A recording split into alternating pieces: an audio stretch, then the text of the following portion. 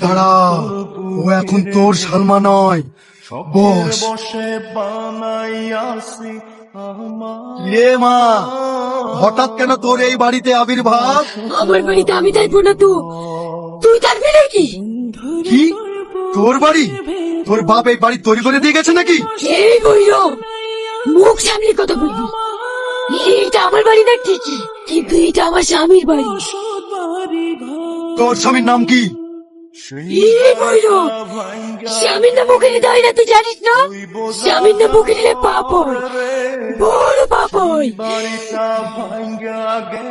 ও, তোর আবার পাপ পুণ্যের জ্ঞানও আছে না? আগে বল, তুই এখানে কেন এসেছিস? প্রতিশোধ, প্রতিশোধ নিবি। প্রতিশোধ নিবি? আমি তোকে সাহায্য করব, বল কিসের প্রতিশোধ নিবি? সাহায্য করবি তো? হ্যাঁ হ্যাঁ, সত্যি যদি তোর প্রতি অন্যায় হয় তাহলে আমি সাহায্য করব। তাহলে শোন।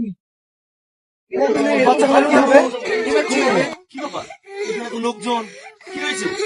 আরে বাচ্চাগুলো কান্না করছে কেন? ছোট বাবু, এদের সংসারে খুব অভাব ছিল, তাই এদের বাপ মা খেতে না দিতে পেরে অভাবের ছেলে আত্মহত্যা করে মারা গিয়েছে। আমি তো গ্রামের প্রত্যেকটা মানুষকে বলেছি, কারোর যদি কোনো অভাব থাকে আমাকে এসে বলতে, আমি যতটুকু পারবো সাহায্য করবো। ছোট বাবু আপনার খোঁজে গিয়েছিল, কিন্তু আপনার বড় ভাই এদেরকে অপমান করে বের করে দিয়েছে, তাই কোনো দিক না পেয়ে এরা আত্মহত্যা করতে বাধ্য হয়েছে। এবার আপনি বলুন, এই বাচ্চাগুলোর এখন কি হবে? কিচ্ছু হবে না, এদেরকে আমি মানুষ করবো। চলো বাবু। সাবান, তুই কাদেরকে মারতে নিয়ে এসেছিস? যাদের বাপ মাকে তুমি মেরে ফেলেছ তাদেরকে নিয়ে এসছি। কি উল্টো পাল্টা কথা বলছিস? হ্যাঁ আমি ঠিকই বলছি, একটা অসহায় পরিবার বেঁচে থাকার জন্য দুমুঠো খাবার চেয়ে দিচ্ছিল, আর তুমি তাদেরকে কুকুর মতো দূর দূর করে তাড়া দিয়েছো। তোমার কি একটু বিবেকে বাঁধলো না? চুপ কর, আমি গরিবদের জন্য দান ছত্র খুলে রাখিনি, তাই যে আসবে তাকে দিতে হবে। তোর মতো চলে না, আমাদের সয় সম্পত্তি সব শেষ হয়ে যেত। একটা কথা জিজ্ঞেস করবো ভাই, মৃত্যুর পরে কি সয় সম্পত্তি সব নিয়ে যাবা? তুই যত যাই বলিস, আমি গ্রামের মানুষদের এইভাবে দান করতে পারবো না। ঠিক আছে, তোমার জমি দান করতে হবে না, আমিও তো বাবার অর্ধেক সম্পত্তি পাবো, সে সম্পত্তি আমি গরিবের মাঝে দান করে দেবো।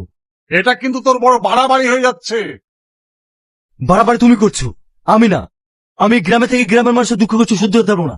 রিপোর্ট, এখনই গ্রামের মানুষদের খবর দিই, আমি সবার মাঝে জমি বিতরণ করে দিতে চাই।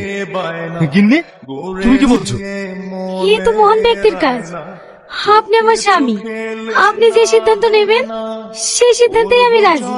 আমি জানতাম। চলো। ওগো, এবার কি হবে?